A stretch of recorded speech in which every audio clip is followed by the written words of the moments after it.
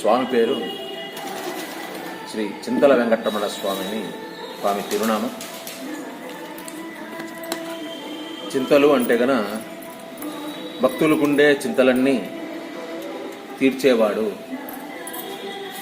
రాణికుండ చేసేవాడు, చింతల రాయుడుగా స్వామికి పేరు ప్రసిద్ధి అయినది.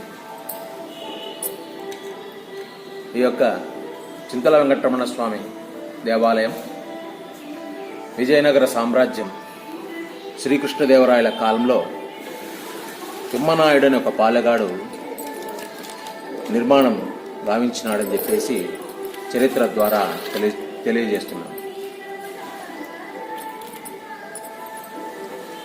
ఈ క్షేత్రము భాస్కర క్షేత్రం అని పేరు. భాస్కరు అంటే సూర్యుడు. సూర్యుడే వచ్చి స్వామిని పూజ చేసినట్లుగా ఒక ఐదీకం. దాని ప్రకారంగా ప్రతి సంవత్సరము మాఘమాసంలో శుద్ధ ఏకాదశి, ద్వాదశి, త్రయోదశి ఈ 3 రోజులు స్వామివారికి అభిముఖంగా రాతిరథం ఉన్నది. ఆ రాతిరథంలో స్వామి గరుడాల్వారు వేయించేసి ఉన్నారు. ఆ రాతిరథంలో 2 రంధ్రాలు ఉన్నాయి.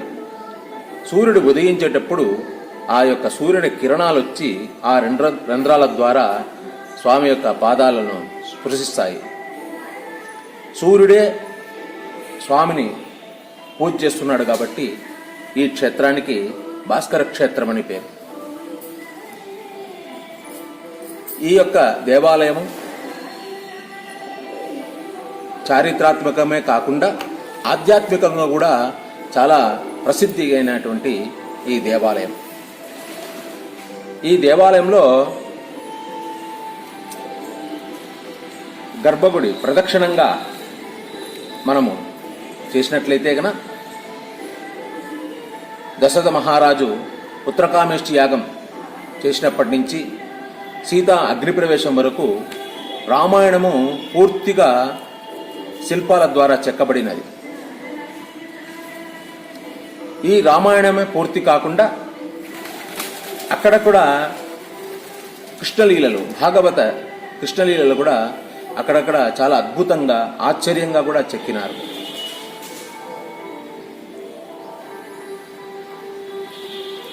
వామనావతార ఘట్టము, నరసింహస్వామి అవతార ఘట్టాలు, ఈ విధంగా ప్రతి విషయంలో కూడా రాజీ పడకోకుండా చాలా భక్తిగా మనకందరికీ అందించే విధంగా వాళ్ళ శిల్పులు ఆ విధంగా చెక్కినారు.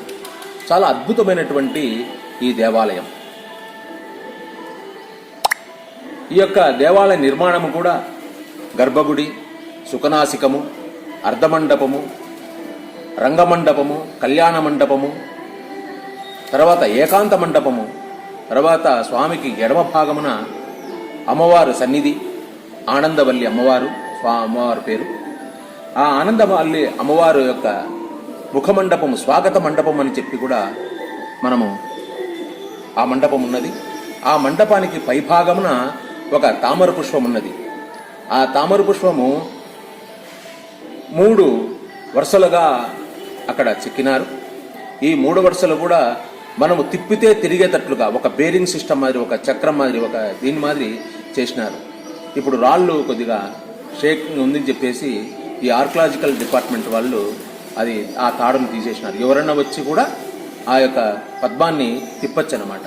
ఆ కాలంలోనే అంత ఇంజనీరింగ్ అద్భుతంగా ఆ శిల్పాలన్నీ కూడా చెక్కినారు.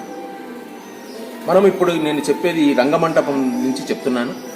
ఈ రంగమండపంలో 40 స్తంభాలతో కూడుకున్నటువంటి ఈ యొక్క అద్భుతమైనటువంటి ఒక మండపం. ఈ మండపంలో దశావతారాలు చెక్కినారు. ఈ దశావతారాల్లో ఈ మత్స్యావతారము, వరాహావతారము చాలా విశేషంగా చెక్కినారు. సోమకాసుని రాక్షసుడు వేదాలన్నీ మింగేసి సముద్రం ఉండేప్పుడు స్వామి వేదరక్షణ కోసమే మత్స్యావతారం తీస్తాడు. ఆ మత్స్యావతారంలో ఆ సోమకాసురుని సంహారం చేసి ఉదరాన్ని చీల్చి 4 వేదాలు తీసుకున్నట్లుగా ఇక్కడ శిల్పాలు చెక్కినారు. మామూలుగా 4 పిల్లలు పెట్టుకున్నట్లుగా స్వామిని చూపిస్తారు. ఇక్కడ అట్లా కాకుండా ఆ రాక్షసుని సంహారం చేసి ఉదరాన్ని చీల్చి వేదాలు తీసినట్లుగా స్వామి మత్స్యావతారం, సగం మత్స్యము అంటే చేప, సగం స్వామి చతుర్భుజాలతో స్వామికి చెక్కినారు. చాలా అద్భుతమైనటువంటి శిల్పం. అదేవిధంగా వరాహావతారం, హిరణ్యాక్షుని సంహారం, ఆ భూరక్షణ కోసమై స్వామి ఆ వరాహ క్షేత్రం వరాహ అవతారం ఎత్తి ఆ హిరణ్యాక్షుణ్ణి పురి తిప్పినట్లుగా ఇక్కడ బాగా కనిపిస్తుంది. బ్యాక్ సైడ్ ఫ్రంట్ సైడ్గా ఆ రాక్షసుని సంహారం చేసినట్లుగా పురి తిప్పినట్లు ఎట్లా మనం గుడ్డను ఏ విధంగా పులుముతామో ఆ విధంగా ఆ రాక్షసుని ఆ విధంగా పులిమి ఆ కూరల మీద ఆ యొక్క రాక్షసుని తీసుకున్నాడు.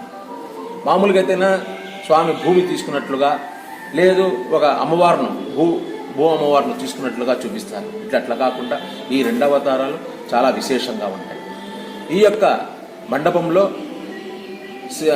స్తంభాలలో ఉపస్తంభాలు ఉన్నాయి. అవి ఉపస్తంభాలు ప్రతిదీ ఒక స్వరం, ఆ యొక్క ఉపస్తంభాలలో స్వరం కూడా వస్తుంది. అంత అద్భుతంగా చెక్కినారు. ఇదే కాకుండా ఈ యొక్క ప్రాకారంలో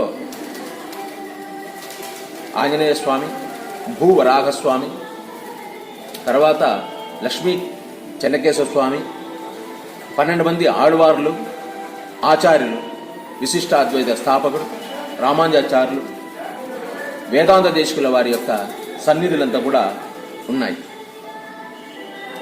చాలా ఈ యొక్క వైష్ణవ సంప్రదాయాన్ని అనుసరించుకొనేసి ఇక్కడ బ్రహ్మోత్సవాలు